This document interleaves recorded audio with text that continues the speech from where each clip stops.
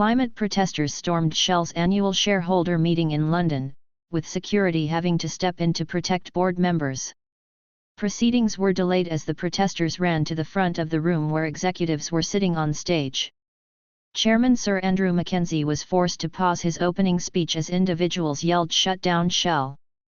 The disruption meant the meeting struggled to get underway as protesters were removed by security.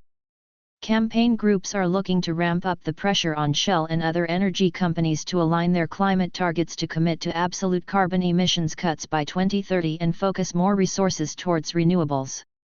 Groups gathering outside the investor event include Christian Climate Action, a branch of Extinction Rebellion, Catholic protest group Laudato Si Movement, and Quakers for Climate Justice. The protesters were allowed in the room because of their investment in the company. Known as activist shareholders, these groups buy shares in companies to put pressure on its management.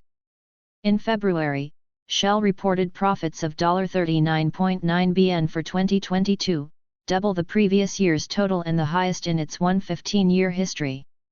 While the jump in oil and gas prices following the start of the war in Ukraine led to big profits for energy companies, it also fueled a rise in energy bills for households and businesses. Proceedings, which were due to start at 10 o'clock, did not get underway until well past 11 o'clock amid waves of disruption from these activists. Shortly after the meeting began, a choir of protesters began a song to the tune of "Hit the Road Jack," singing, "Go to hell Shell and don't you come back no more." As protesters were later carried out by security, Sir Andrew could be heard saying, "We want to have a civilized debate."